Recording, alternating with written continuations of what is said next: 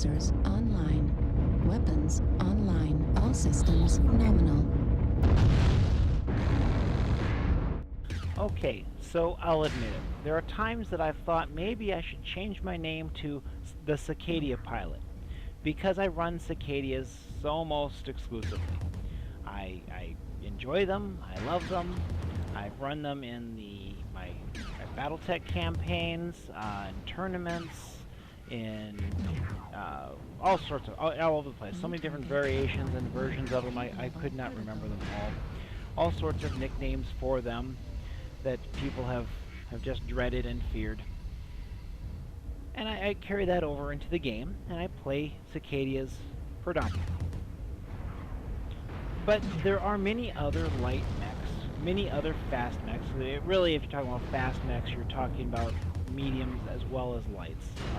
So technically the light mech ends at 35 tons, and then you have from 40 to 55 or medium, etc. So you may be wondering why I'm ignoring all the other mechs. I'm not ignoring them. Honest. I have run my share of spiders, and I've run my share of commandos, and owned a few of the different ones at different times. And there's one that I never owned. I tried it out as a trial mech a few times. That is the Raven. It's a Raven. Here it is. It's a Raven. The thing is, you have to understand with me, I need to know a mech's purpose and design, and then I can do things with it and function well with it. For me, most, not all, but most of the standard mechs simply aren't configured in a way that fully suit me. And if it doesn't click with me, I just can't work well with them. That's just the way it is. The Raven's actually a general purpose. It is faster than most heavies and assaults, but it's not as fast as many lighter and lights. It has a good arsenal, but not great. It is jump capable, at least some of the versions are, but it's not really far mobile jump capable. It's got decent armor, but it's not, you know, it's very general. And I have seen some very impressive variations on it. For me, that's pretty much what happens to me. I end up upside down because I can't figure out what to do with this thing. Now, if I owned this mech and could modify it and trip it out and do all sorts, you'd see some cool stuff going on. But like this, it's just not. A light mech is very much a purpose-built machine. It's going to have a role that it's going to be designed for. I one time did encounter a Raven that was outfitted for sniping, and it would be suited for that role because it's not real fast, it's not real agile, but it does have jump jets, so it can get up into places that would take normal mechs either difficulty or not able to. Having a decent space for arsenal for its tonnage, it could mount some decent arsenal. I believe it had a ERPPC, and then some heat sinks and such. May have had some shorter range arsenal. I don't know. I kind of got around behind it while it was sniping, and well, that player wasn't in the game long. But I've also seen some spider configurations that are very impressive for that. There was one that comes to mind. It was a spider that had an ERPPC. That was his only weapon. Now for spider, that's actually kind of interesting idea, because it would be very fast, very agile, jump capable, able to get into all sorts of places. However, the weapon mounted, I believe it had to been mounted in the torso. I don't know if it was real armed. I'll have to check on that configuration and see if any of them do have arm-mounted weapons. I think they're all torso. As such, it would be a little limited in the arcs if you're too far above your opponent to get closer, that you might not be able to bring the weapon down. But if they start getting that close, you might want to bug out, being that you are a light mech that's very easily injured. with light mechs, you need to kind of pick a purpose, a role. Are you going to be in close support of heavy and assaults? Are you going to be fast, flanking maneuvers? Are you going to be long range, sit back? For me, I need to design a mech around what role I want it to be able to do. Because if you just give me a standard one, it's not going to suit me as well.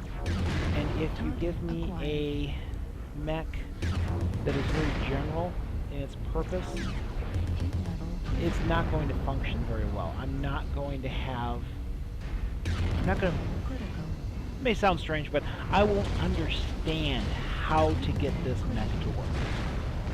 Because it's not one that I built. It's not one that I designed. It's different. Now, if I design a mech for purpose-built for general operations, I can do some things in it that work well for me. And it will function fairly well in that role. So, let's get back to the main point. What is a mech's role? Depending who you talk to, in a nutshell, there's really, I'll say 4 roles. Some would say 3, but there are 4 roles. First, you have your scouts. They go out there, spot targets, and try to get weapon locks and sensor contacts so that the long-range players can shell them. These are usually faster, lighter mechs, able to get in contact. The way the game works with visual, it's not a simple matter of, okay, here they are, pull back, because you have to kind of maintain sensor contact, and that is a challenge. Second, your long-range players. Though in this game, predominantly you're going to see LRMs, long-range missiles, for the long-range weapons. After that, you're going to see gauge rifles, ERPPCs, and the AC-2, although I'm not impressed with it because it's very low damage. AC-5 is better, but you also have lesser ranges when coming in. So those roles are going to be different with those situations. Depending on the missiles, you get your lock, and even if they're hiding behind a building or behind a hill, those missiles most of the time will be able to arch in and come down. When you're playing Conquest, the resource game, I will often hide as close as I can. Of course, the Cicadia is small and short enough to fit under the lip of the drill. And I've fit underneath there and had all these missiles raining down onto me, but they're hitting all the platform and everything, and I'm not taking any damage. But it'd be like hundreds of missiles raining down on me. If not for that, I would have died so many times. Hiding under there. Then you have your shorter range. Unless it's a faster mech, you're not going to see a purpose-built, this is a short range mech, because it's going to be very easily outclassed by range. You will see like an Atlas with a long-range weapon or two, either a gauge rifle, LRMs, something like that, with a lot of short-range arsenal, AC-20, a pile of medium lasers, etc. In those roles, you want that short-end brawler where most of the damage they can do is shorter range. They can do a tremendous amount of damage and truly shatter mechs very, very quickly, coring out, especially if they start concentrating their firepower. I've seen larger mechs drop in just a few seconds. You wouldn't have thought that they could take that much damage that quickly. But if the other team, 12 players, all concentrate, you might have 6 mechs grouping up on them. Between the direct fire and the missiles, it can go through very quickly. The shorter range brawling mechs, especially if they're assaults, can be easily outmaneuvered, because assault mechs like an Atlas, awesome, the Stalker, all of those are slower, and they're not going to be able to turn as agile. So it's very easy to have faster mechs sweep around behind them, start attacking them, and you can drop an assault mech in 2 or 3 good volleys from even a moderately armed Jenner or Cicadia. If you get all the shots right in there, you can, on the center torso rear, you can kill a big mech in just 2 or 3 volts. So they need lighter mechs that are more agile, usually mediums or lighter end of the heavy spectrum, to be their support, their helper.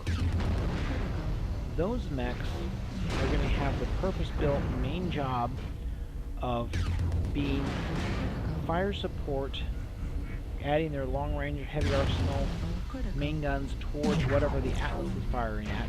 If they're coming to a crest of the hill, they want to get up and try to scout a little, because if there is something there waiting for them, the smaller, more agile mech will be able to get back away from it quicker than an Atlas. If something tries to follow it down, you have the combined firepower of an Atlas sitting right there, and that's a type of role. When you're in that role, you don't want to stay too close to the Atlas, because you could miss opportunities. For example, if a light mech, they'll say Jenner, comes in, or Raven, you could put the Spider, ballistic. I saw Commando. I don't know what engine that guy put on Commando, but it was faster. I think it was faster than a Spider. It was just lightning fast. You would not expect a Commander to be able to do that, but to come in, usually coming in from a forward arc to the side, sweep around behind them, do an arc shot as they pass by. If you're too close to the Atlas, you won't be able to give support to try to stop them. So you kind of want to be like a 45 angle behind and to the side, anywhere from 90, 150 meters, not too far away, but close enough to react, far enough away to react. So if something's coming at him, it's in front of you, so you can take shots. If something comes in behind the Atlas, you can easily swing over and take shots, so it's not going to be sitting there just pounding into the Atlas. In situations where you're close enough, so you're cresting the hill, going around a corner, whatever, you're able to speed up and get a peek over that hill or around that corner and see what's there, so that Atlas has a clue what's going on. Then, outside of that support role with the main fight, you have your general players. They are ones who run mechs that can do long range, can do medium, can do short. They don't do great damage in any of those roles. They might have one LRM-10, they might have an AC-5, they may have 3 medium lasers. It's not a really impressive arsenal, but when you consider the fact that the agility of the mech, the speed, etc., it can do some damage at long, some damage at short, or medium, some damage at short, and they're able to overall do quite a bit of damage. And that can be a big bonus in combat, because the other players, that said, especially when you're in general play, when it's random hitting, you need to try to find a way to get your role, whatever you built the mech for, to work in that team. Predominantly stay with the group. If you're running a support mech, such as a support for an assault or a general purpose, find a heavy or assault that would fit in that role and just do what he's doing. React according to what he's doing. Follow him, going ahead of him to scout, going behind him to cover. You know, even if the team is not talking to Venturo, TeamSpeak, etc., you are able to react and respond much better. Getting back to weapons. Again, different weapons will have different appeals to some players. Me personally, I've never been a big fan of SRMs, short range missiles. Not really in the original board game Battletech or in this game.